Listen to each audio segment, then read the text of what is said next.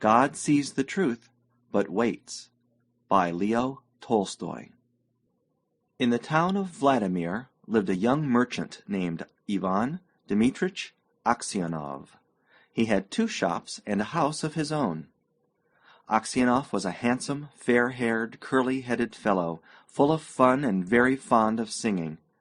When quite a young man he had been given to drink, and was riotous when he had had too much.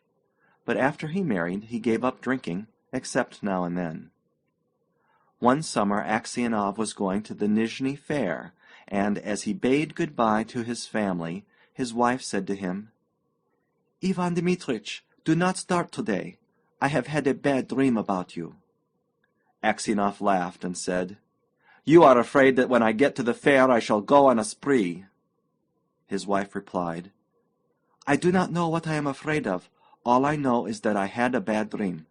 I dreamt you returned from the town, and when you took off your cap I saw that your hair was quite grey." Aksionov laughed. "That's a lucky sign," said he. "See if I don't sell out all my goods, and bring you some presents from the fair." So he said good-bye to his family, and drove away. When he had travelled halfway, he met a merchant whom he knew, and they put up at the same inn for the night. They had some tea together, and then went to bed in adjoining rooms. It was not Aksionov's habit to sleep late, and, wishing to travel while it was still cool, he aroused his driver before dawn, and told him to put in the horses. Then he made his way across to the landlord of the inn, who lived in a cottage at the back, paid his bill, and continued his journey. When he had gone about 25 miles, he stopped for the horses to be fed.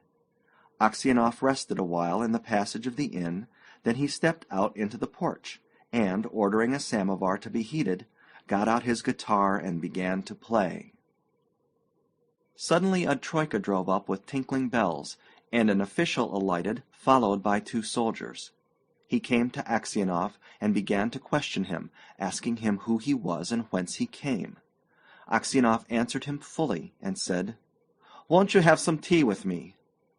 But the official went on cross-questioning him and asking him, "Where did you spend last night? Were you alone, or with a fellow merchant? Did you see the other merchant this morning? Why did you leave the inn before dawn?" Aksionov wondered why he was asked all these questions, but he described all that had happened, and then added, "Why do you cross-question me as if I were a thief or a robber? I am travelling on business of my own, and there is no need to question me." Then the official, calling the soldiers, said, "I am the police officer of this district, and I question you because the merchant with whom you spent last night has been found with his throat cut. We must search your things." They entered the house. The soldiers and the police officer unstrapped Aksionov's luggage and searched it. Suddenly the officer drew a knife out of the bag, crying, "Whose knife is this?" Aksionov looked, and seeing a blood-stained knife taken from his bag, he was frightened.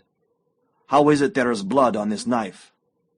Aksionov tried to answer, but could hardly utter a word, and only stammered, "I don't know. Not mine." Then the police officer said, "This morning the merchant was found in bed with his throat cut. You are the only person who could have done it. The house was locked from inside, and no one else was there. Here is this blood-stained knife in your bag, and your face and manner betray you. Tell me how you killed him, and how much money you stole." Aksionov swore he had not done it, that he had not seen the merchant after they had had tea together, that he had no money except 8,000 rubles of his own, and that the knife was not his. But his voice was broken, his face pale, and he trembled with fear as though he were guilty. The police officer ordered the soldiers to bind Aksionov and to put him in the cart. As they tied his feet together and flung him into the cart, Aksionov crossed himself and wept. His money and goods were taken from him, and he was sent to the nearest town and imprisoned there. Enquiries as to his character were made in Vladimir. The merchants and other inhabitants of that town said that in former days he used to drink and waste his time, but that he was a good man. Then the trial came on. He was charged with murdering a merchant from Ryazan and robbing him of 20,000 rubles.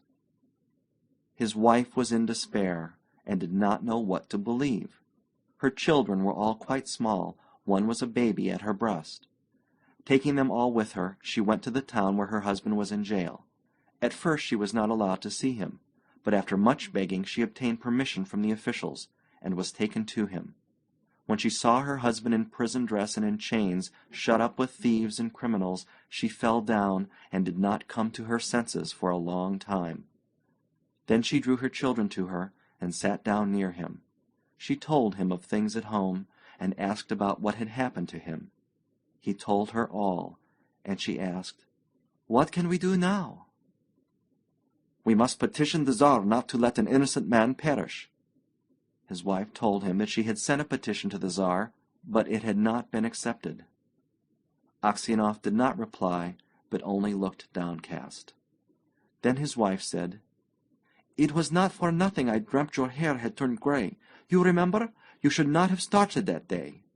And passing her fingers through his hair, she said, "Vanya, dearest, tell your wife the truth. Was it not you who did it?" "So you too suspect me," said Aksionov, and hiding his face in his hands, he began to weep. Then a soldier came to say that the wife and children must go away, and Aksionov said good-bye to his family for the last time. When they were gone, Aksionov recalled what had been said, and when he remembered that his wife also had suspected him, he said to himself, "It seems that only God can know the truth. It is to Him alone we must appeal, and from Him alone expect mercy." And Aksionov wrote no more petitions, gave up all hope, and only prayed to God. Aksionov was condemned to be flogged and sent to the mines. So he was flogged with a knot, and when the wounds made by the knot were healed, he was driven to Siberia with other convicts. For 26 years Aksionov lived as a convict in Siberia. His hair turned white as snow, and his beard grew long, thin, and gray. All his mirth went. He stooped. He walked slowly, spoke little, and never laughed. But he often prayed. In prison Aksionov learnt to make boots, and earned a little money, with which he bought the Lives of the Saints. He read this book when there was light enough in the prison, and on Sundays in the prison church he read the lessons and sang in the choir, for his voice was still good. The prison authorities liked Aksionov for his meekness, and his fellow prisoners respected him. They called him Grandfather and the Saint. When they wanted to petition the prison authorities about anything, they always made Aksionov their spokesman. And when there were quarrels among the prisoners, they came to him to put things right and to judge the matter. No news reached Aksionov from his home, and he did not even know if his wife and children were still alive.